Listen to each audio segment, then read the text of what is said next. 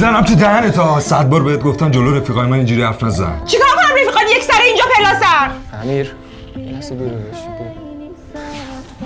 بشین داداش آروم باش، چرا عصبانی هستی؟ داداش نمیبینی چه جوری داره باهم صحبت میکنه؟ هرچی باشه نباید دست رو دختر بلند کنی. بذار من باشه در صحبت کنم، شاید درست شد. بشینم اینجا. از حالا دیگه من مردم. او وایسا گفتم با هم دیگه حرف میزنی درستش میکنی دیگه. مگه با تو نیستم؟ داداش واقعا خسته شدم دیگه، اصلا مخم نمیکشه. چی بگم؟ الان خدا وکیلی به نظر تو مقصر کیه؟ و چیزی که من دارم میبینم توی پسر وفادار و خوش اخلاقی و داری کار میکنی همش. اون تو مخی منم باشه، اصلا مخم نمیکشه آجی. بذار من یه ذره باش صحبت کنم.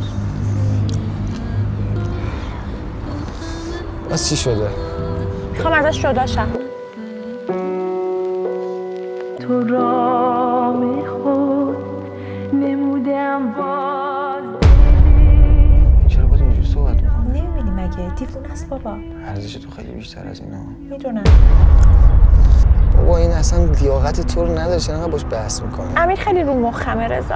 خیلی رو مخه. میدونم. میخوام ازش جدا شم. خوب کاری میکنی، باید زودتر این کارو میکردی. به موی اون